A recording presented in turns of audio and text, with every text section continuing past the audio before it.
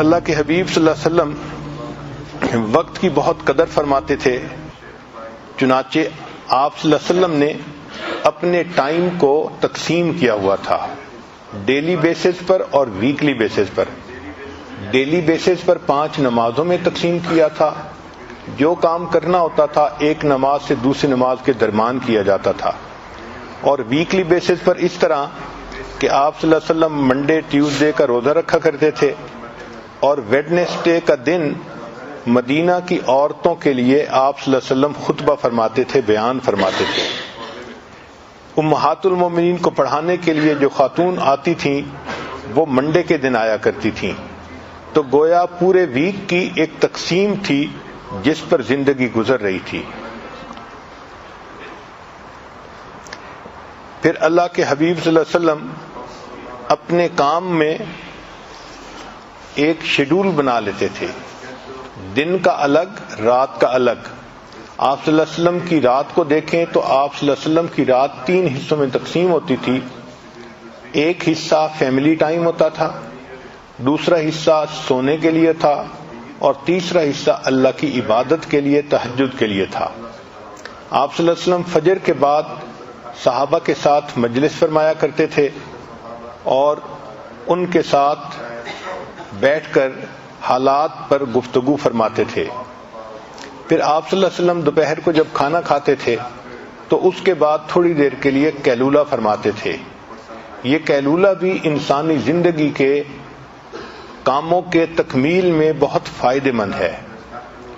آپ صلی اللہ علیہ وسلم نے دن کے وقت کو 3 حصوں میں تقسیم کیا تھا۔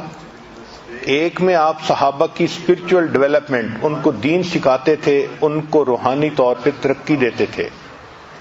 دوسرا گھر والوں کے ساتھ بھی کچھ وقت گزرتا تھا فیملی افیئرز میں، اور تیسرا آنے والے جو لوگ ہوتے تھے ان کے ساتھ وقت گزرتا تھا، ان کو دین سکھانا، سوشل افیئرز میں وقت گزرتا تھا۔ چنانچہ آپ صلی اللہ علیہ وسلم کی زندگی میں نماز مرکز تھی اور باقی ایکٹیویٹیز نماز کے ارد گرد ہوتی تھیں۔ آپ صلی اللہ علیہ وسلم جس طرح دن کے اور ہفتے کے ایونٹس کو پلان فرماتے تھے، اس طرح سالانہ ایونٹس کو بھی پلان فرماتے تھے۔ چنانچہ حج کے موقع پہ آپ صلی اللہ علیہ وسلم نے حضرت ابوبکر صدیق لانو کو امیر بنا کر بھیجا، اور دوسرے سال آپ صلی اللہ علیہ وسلم خود تشریف لے گئے۔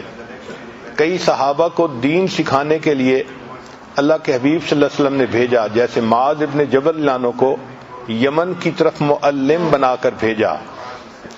آپ صلی اللہ علیہ وسلم صحابہ کو وعظ و نصیحت بھی فرماتے تھے، وعظم بلیغا، بہت پر اثر وعظ فرماتے تھے، مگر عجیب شان ہے کہ یہ وقت کے حساب سے بہت مختصر وعظ ہوتے تھے۔ ان کی ڈیوریشن 10 منٹ کے آگے پیچھے ہوتی تھی، اور بعض اوقات تو 3 سے 5 منٹ کا خطبہ ہوتا تھا۔